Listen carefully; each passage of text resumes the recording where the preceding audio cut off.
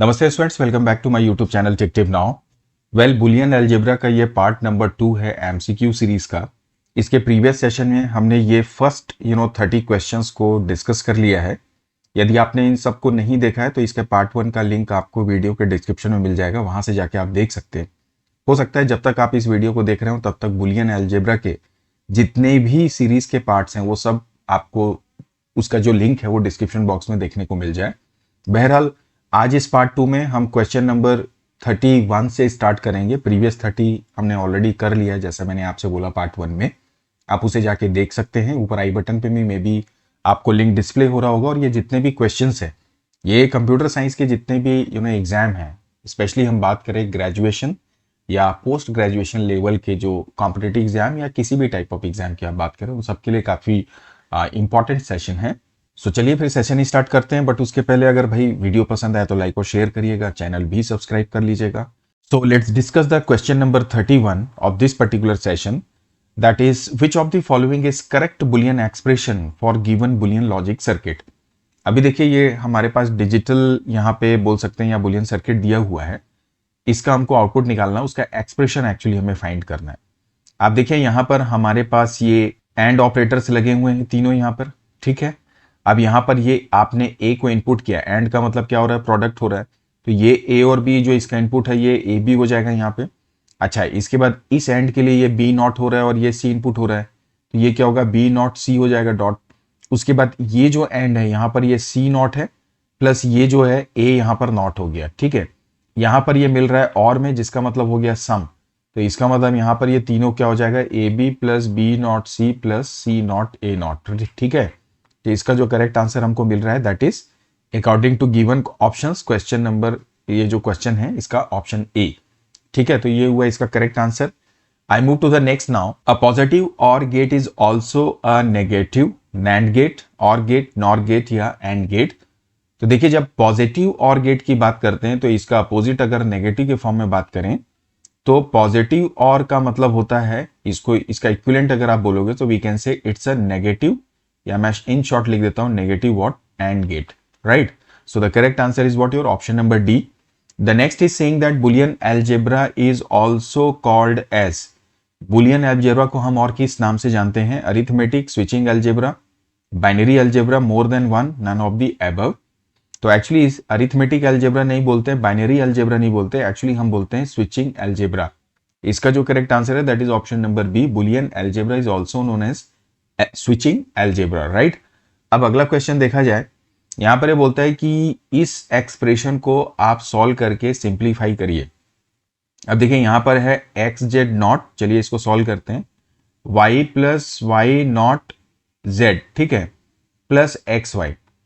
तो देखिए यहां पर एक्स जेड नॉट तो चलो हम ले लेते हैं, Y plus Y not Z जो है, अगर आप एब्सॉर्प्शन लॉ देखो जिसमें हम बोलते हैं a plus a not b equal to a plus b, ये कौन सा लॉ होता है, एब्सॉर्प्शन, ठीक है ना। अब इसको अगर आप करोगे तो इसका जो आंसर आएगा that is Y plus Z, फिर ये हो जाएगा एक्स प्लस वाई। यहां तक आ गया। अच्छा, अब यहां पर आप क्या करेंगे, इन दोनों को आप एक साथ कंबाइन कर लो, ये हो गया जैसे x Z not plus Z plus ये हो गया वाई प्लस एक्स वाई, ठीक है। तो देखिए वापस से एब्सॉर्प्शन लॉ है। देखिए z, अगर इसको उल्टा कर दो, z plus Z not x, तो मतलब ये क्या हो गया, z प्लस एक्स आ गया, प्लस यहां पर क्या बोल रहा है y, सॉरी ये एब्सॉर्प्शन नहीं है, यहाँ पे y कॉमन हो गया तो 1 प्लस एक्स निकला। तो 1 प्लस एक्स का मतलब क्या होगा, ये 1 हो जाएगा। So it means that z plus x plus ये क्या हो जाएगा हमारा y। तो हमारा आउटपुट क्या हमको मिल गया, x plus Y plus Z. तो ये ब्रैकेट में भी डाल सकते हो। तो करेक्ट आंसर हमको क्या मिल गया, option number C. So this is how we can solve और सिंप्लीफाई द एक्सप्रेशंस। ध्यान रखेंगे यहाँ पर इसका सॉल्यूशन भी मैंने लिखा हुआ है, अगर आपको यहाँ से क्लैरिटी नहीं मिल रही है आप इसको भी एक बार देख सकते हैं, स्क्रीन को पॉज करके। हम आगे बढ़ते हैं। यहाँ पर ये बोलता है कि Boolean function must be brought into dash to perform product of maximum terms. तो प्रोडक्ट ऑफ मैक्सिमम टर्म के लिए बुलियन फंक्शन क्या लेके आता है, OR terms, AND terms, NOT terms, more than one of the above या not none of the above, product of max term. तो जब मैक्स टर्म की बात आ रही है और प्रोडक्ट की बात आ रही है तो ऑब्वियसली हम क्या इस्तेमाल करते हैं वहां पर, और टर्म का, तो ऑप्शन ए जो है वो यहाँ पे करेक्ट होगा, और टर्म आप ध्यान रखेंगे। अगला है डेसिमल इक्विवेलेंट ऑफ 10101।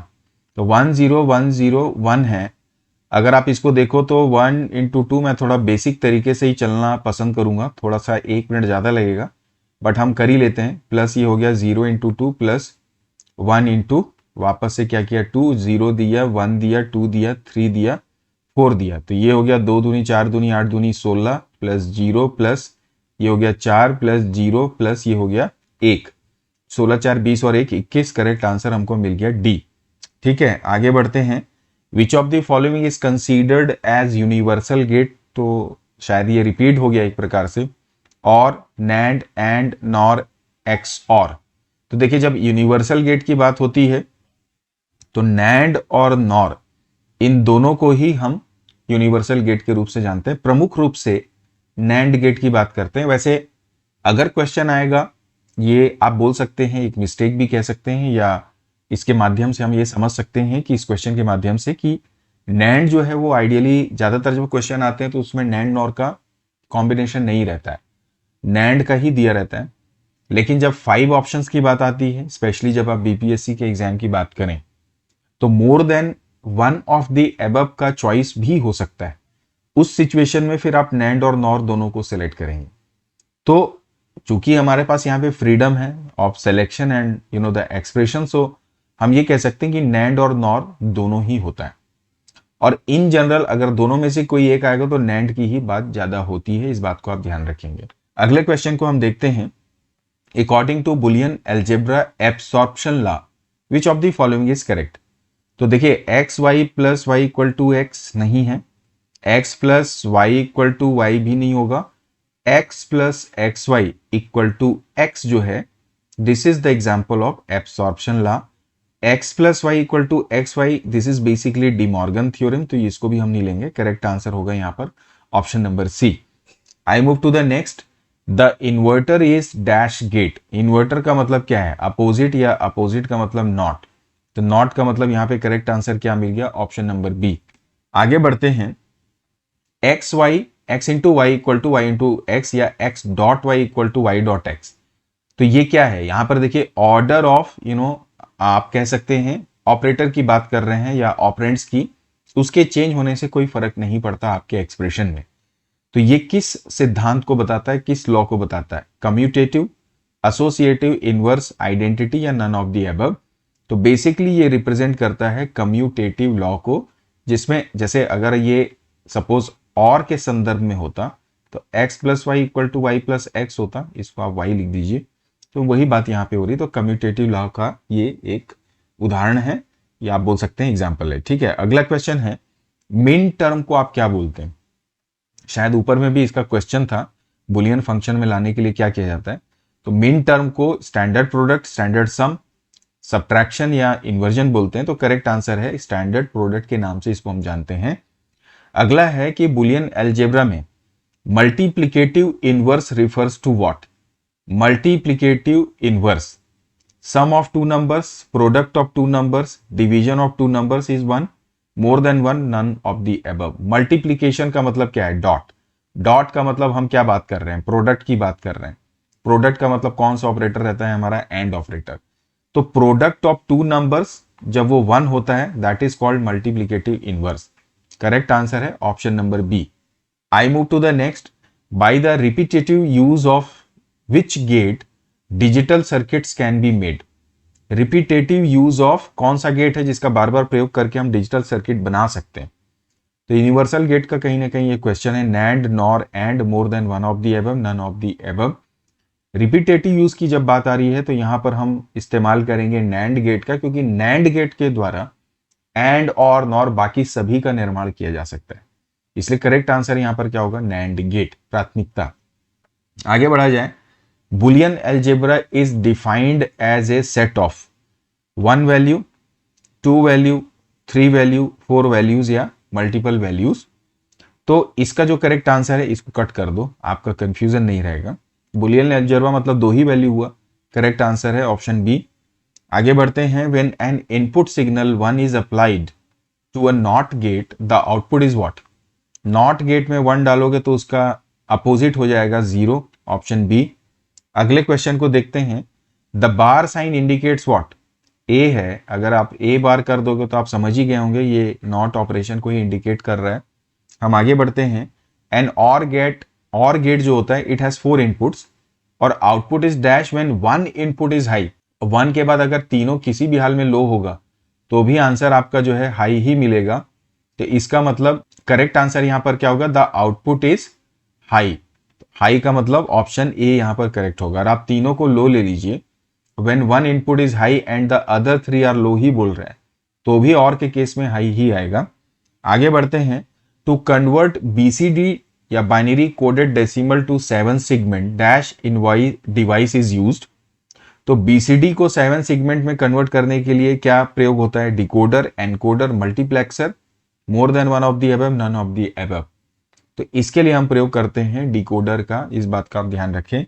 आगे बढ़ा जाए। Counter in digital logics possess which property? Counter in digital logics, logics में जो है काउंटर्स होते हैं तो वो उसमें कौन कौन सी प्रॉपर्टीज होती हैं? Timing, sequencing, counting, more than one of the above, none of the above. देखिए काउंटर का काम है काउंट करना विद पर्टिकुलर टाइम इंटरवल एक सीक्वेंस में। तो ये तीनों ही प्रॉपर्टी यहां पर जो होती है वो पोसेस करता है हमारा काउंटर किसी डिजिटल लॉजिक में। तो all of 3 are correct, so we can say option D जो है more than one of the above यहां पे करेक्ट आंसर है। The next is saying that simplify the expression X Y not plus X not plus Y X. तो चलिए इसको भी solve करते हैं। पहले है X Y not plus X not plus Y not, इसको ठीक कर लेते हैं, और एक्स नॉट। ठीक है, ये तो आपको आसानी से समझ में आ रहा होगा क्योंकि अगर आप इसमें थोड़ा सा ऑर्डर चेंज करें, X Y not plus X not Y not plus आपने कर दिया एक्स नॉट, आपका यहां पर ये क्या हो गया? एक्स प्लस एक्स नॉट, और ये हमने कर दिया Y not plus X not. ठीक है, तो ये हमारा क्या कन्वर्ट हो जाएगा? एक्स प्लस एक्स नॉट मतलब 1 हो गया, 1 Y not plus X not मतलब ये हो गया X not plus Y not. ये हमारा फाइनल रिजल्ट हमको मिला। क्वेश्चन बोलता है X not X Y not Y plus Y not plus X. तो अब देखिए डिमॉर्गन लॉ के अनुसार एक्स नॉट वाई नॉट का मतलब होता है आप एक्स वाई नॉट बोल सकते हैं। तो इसका मतलब जो करेक्ट आंसर है वो होगा इसका option number C. So this is how we can get the answer of this question. इसका यहाँ पर हमने सॉल्यूशन भी नोट किया हुआ है, आप चाहें तो इसे देख के समझ सकते हैं अपनी ओर से भी। हम आगे बढ़ते हैं, अगले क्वेश्चन को देखते हैं। यहाँ पर ये बोलता है कि the following logic diagram is equivalent to which gate. अब ये क्वेश्चन देखने में है, अगर थोड़ी जानकारी हो तो आसान भी है। देखिए यहाँ पर ये 4 कौन से गेट लगे हैं? ये और है जिसके सामने इन्वर्टर है, तो नॉर गेट्स यहाँ पे लगे हुए हैं। कितने गेट लगे हैं? 4 nor.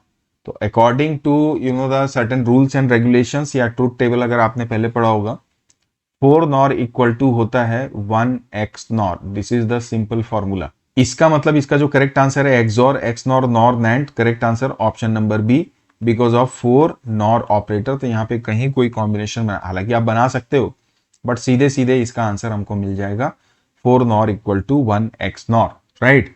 I move to the next. A ring counter with n flip flops will have dash states। अगर n flip flop हैं तो कितने states बनेंगे? n plus 1, n minus 1, n minus 2, n square. तो भाई n flip flop हैं तो n states का ही निर्माण होगा, so correct answer option a ही होगा। अगला है a plus b plus c का नॉट इक्वल टू वॉट। तो अभी हमने डिमॉर्गन लॉ को देखा, a not B not C not, A not plus B not plus C not, A B C, A plus B C. तो सीधे सीधे De Morgan के अनुसार option A not B not C not ही इसका correct answer है। अगला है a Boolean function can be converted from algebraic expression to a product of max term by using what. कोई भी बुलियन फंक्शन है उसको आप एल्जेब्रिक फंक्शन में कन्वर्ट कर सकते हैं, मतलब algebraic expression to product of max term. तो कैसे किया जाएगा? Graphical representation, truth table, canonical, conversion, more than 1 या नन ऑफ द अबव। तो फंक्शन को प्रोडक्ट ऑफ मैक्स टर्म में कन्वर्ट करना है तो ट्रुथ टेबल के द्वारा भी किया जा सकता है, कैनोनिकल के द्वारा भी।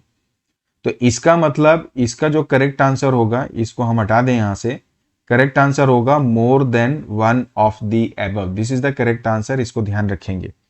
हम अगला क्वेश्चन देखते हैं, X not X equal X dot X equal to क्या होगा। तो we all know that X dot X equal to X only, तो option A is correct here. और इसको हम कौन सा लॉ बोलते हैं? X not X equal to X का मतलब आइडेम्पोटेंट लॉ।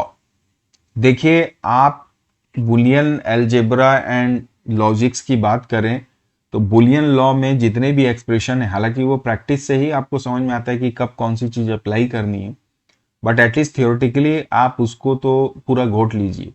समझना ज़्यादा जरूरी है, मैं समझ रहा हूँ, लेकिन अगर आप एग्जाम के पर्सपेक्टिव से देखें, चीज़ें समय पे नहीं हो रही तो आप कम से कम उसको पूरा अपने रिमाइंड कर लीजिए, याद कर लीजिए अच्छे से, क्योंकि ये लॉज ही हैं जो बुलियन पूरे अलजेब्रा की पूरी कहानी को गढ़ते हैं। अब आगे बढ़ते हैं, बुलियन अलजेब्रा में जीरो क्या है? कम्यूटेटिव, एडिटिव, मल्टीप्लिकेटिव या more than one, none of the above. किसी भी वैल्यू में जीरो को ऐड करने से कोई फर्क पड़ेगा क्या? तो नहीं पड़ेगा, तो एडिटिव आइडेंटिटी बोलते हैं। यहां पर इसका एक्सप्लेनेशन आप देख सकते हैं, zero is called the identity element, additive identity भी बोलते हैं। देखिए, 0 1 दोनों ही होता है identity. If we add any number with zero the resulting number will be the same number, इसलिए हम ऑप्शन बी को यहां पे सेलेक्ट करेंगे, एडिटिव। अगला क्वेश्चन है कि evaluate the expression x plus Z bracket में फिर x plus X Z not plus X Y plus Y. तो देखिए सॉल्व करते हैं। तो सबसे पहले तो इसको ही देखिए, आप y प्लस वाई एक्स बोलोगे तो ये हमारा क्या हुआ है? एब्सॉर्प्शन लॉ, और उसके अनुसार ये क्या हो जाएगा? सिंपली y, तो ये हो जाएगा x प्लस जेड और ये हो जाएगा x plus X Z not, तो ये कन्वर्ट हो गया y में। अच्छा, अब ये हो जाएगा x प्लस जेड प्लस यहां पर ये x कॉमन हो गया क्योंकि ये मल्टीप्लीकेशन, और ये होगा 1 plus Z not plus Y, तो ऑटोमेटिकली 1 प्लस जेड नॉट का मतलब अकॉर्डिंग टू आइडेम्पोटेंट ये 1 ही होगा, तो ये हो जाएगा x प्लस जेड जिसमें कि x मल्टीप्लाइड है प्लस ये हो गया y। अब आप इसको थोड़ा सा सिंप्लीफाई करो, X X plus X Z plus Y, तो ये क्या हो गया? x plus X Z plus Y. ठीक है, इसको यहां सॉल्व करता हूं यहां से आगे। तो देखिए यहां पर ये हमारा क्या हो रहा है? x आ रहा है, ब्रैकेट में क्या बचेगा? 1 प्लस जेड प्लस वाई, तो 1 प्लस जेड अगेन आइडेम्पोटेंट, तो x प्लस क्या बचा हमारे पास? y। तो हमारा आंसर आ गया सीधे सीधे option number D is the correct one, x plus Y. इसका सॉल्यूशन हमने यहां पे भी लिखा हुआ है with all the laws, you all can check it here. I move to the next. तो हम आगे बढ़ते हैं, NAND function is represented by, तो नैंड फंक्शन किसके द्वारा रिप्रेजेंट किया जाता है? एंड का मतलब क्या हुआ? मल्टीप्लीकेशन और उसका इनवर्स एक्स वाई नॉट, तो करेक्ट आंसर हमको मिल गया बी। अगला क्वेश्चन है कि जो कार्नोफ मैप होता है it is made up of what? Circles, squares, rectangles या ट्रायंगल्स। तो देखिए कार्नोफ मैप में हम प्रयोग किसका करते हैं? किससे मिलकर बनता है? ऑब्वियसली स्क्वायर से मिलकर बनता है, करेक्ट आंसर ऑप्शन डी है। इसके बाद हमारा अगला क्वेश्चन है, फ्लिप फ्लॉप जो होता है विदाउट क्लॉक आप उसको क्या बोलते हैं? फ्लिप फ्लॉप है, दो चीजें हैं, या तो क्लॉक है या फिर दूसरा उसके बगैर होता है। तो जब बगैर होता है तो उसको हम क्या बोलते हैं? फ्लिप फ्लॉप ही बोलते हैं, इनवर्स फ्लिप फ्लॉप बोलते हैं, लैच बोलते हैं, रजिस्टर। तो इसे हम जानते हैं लैच के नाम से। जब कोई फ्लिप फ्लॉप होता है जिसमें क्लॉक नहीं हो तो उसे हम बोलते हैं लैच। क्या बोलते हैं? लैच। तो ये थे हमारे आज के क्वेश्चंस इस पार्ट नंबर 2 के। आगे के क्वेश्चंस हम अगले सेशन में सॉल्व करेंगे। ठीक है, तो आज के सेशन को हम यहीं पे एंड करेंगे। ये पार्ट 2 है। जितने भी क्वेश्चंस आपके साथ अभी हमने डिस्कस किए हैं इसको आप अपने एंड पे जरूर चेक करें। किसी भी प्रकार का डाउट होने से आप प्लीज कमेंट करके पूछ सकते हैं। तो चलिए फिर जल्दी मिलते हैं नए सेशन में पार्ट नंबर 3 के बुलियन अलजेब्रा के। तब तक keep practicing, keep learning, keep watching my channel. Thank you for watching this video, और वीडियो पसंद आए तो भाई लाइक और शेयर करिएगा, चैनल भी सब्सक्राइब कर लीजिएगा। Bye bye and take care.